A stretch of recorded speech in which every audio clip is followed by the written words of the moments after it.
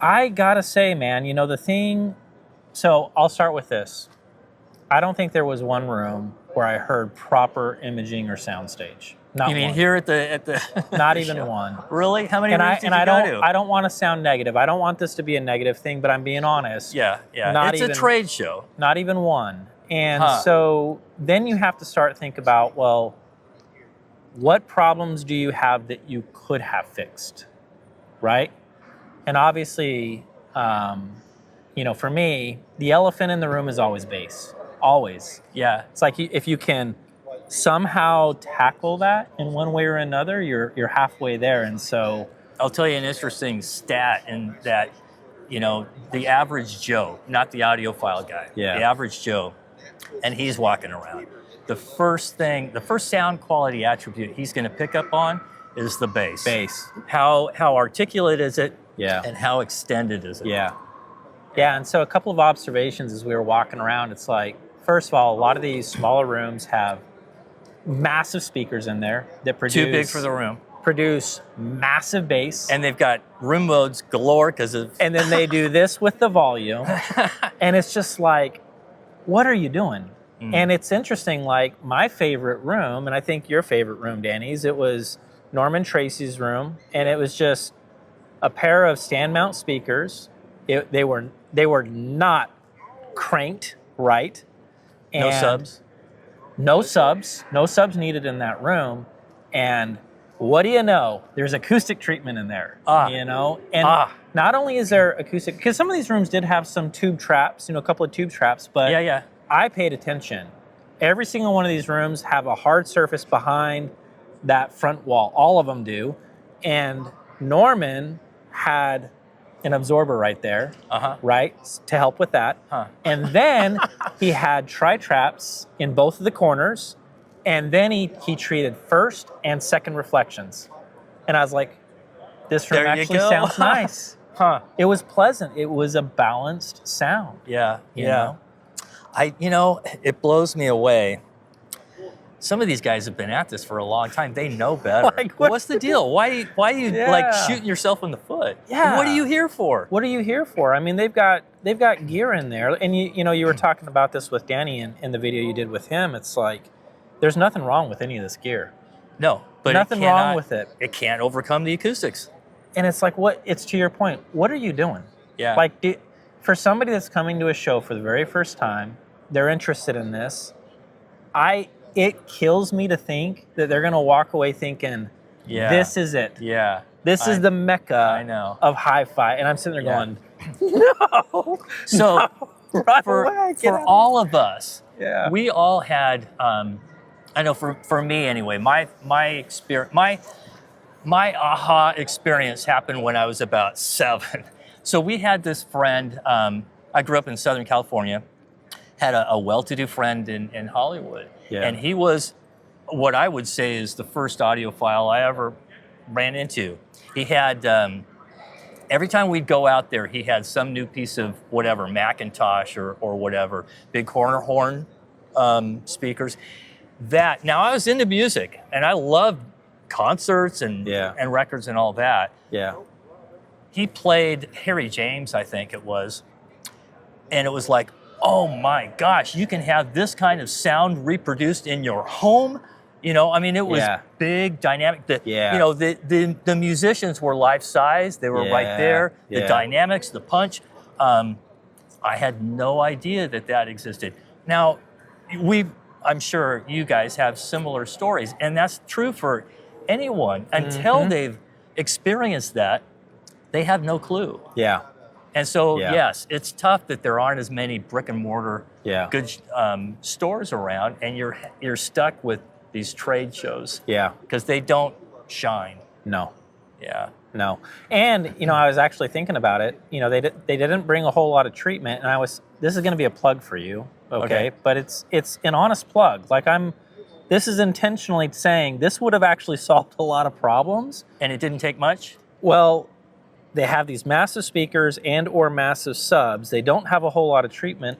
Had those subs been sitting on your EVPs, gosh, it would have been a different situation. Yeah. Because, you know, you have close proximity boundary effects, and that sub that is sound pressure, right? Yeah. It's now waking up the floor. The whole structure. And that wall that is right behind it, it's waking that up, and it's waking up that, and it's waking up that. And had they just come down to Norm and be like, hey, can I grab a couple of your EVPs? Absolutely. It would have been like, that would have helped so much with these guys that have these massive subs that are just like, brrr. Yes. So that brings a good point. Yeah. And what a plug. Yeah. Well, I appreciate it. But I mean it, and I'm not doing it. I mean it. Like, that would have actually helped with a very different experience. And you think about how inexpensive and how easy that is. Lift up the sub, throw in a couple of EVPs, and you're good to go. Right. Right. Yeah. It's crazy to me. With the EVPs under the speakers, I mean, they're great under other equipment too, but I always recommend under the speakers, under subs first. For sure. So you're experiencing 4 arrival times. Yeah. Okay, so the first one's Structure-borne, and it's going through it, the subwoofer, or whatever, the speaker, full range speaker or whatever. Its cabinet's moving, and it's shaking the floor. The walls are hard fastened to the floor. The ceiling's hard fastened to the walls. Everything's connected. Yeah, and now the furnishings too. So the first arrival is Structure-borne. The sound energy travels faster and further the denser the material. So even concrete. So the first arrival is to the floor, to your chair via bone conduction to your ear, right? Yeah. The second arrival is airborne from your speaker to your ear. Yeah. That's the one that you want. The third one is also airborne. It's the reflections from the interior surfaces, which we can address with absorption and or diffusion or scattering. Sure. And then the fourth one, the last one, after the event has ceased, is Structure-borne again. And this is a big one because now you're talking about resonances and buzzes and rattles. Yeah. And most people, again, we're talking about, you don't know until you've experienced it, have never experienced their room being quiet. Yeah. And it hits all the sound quality attributes.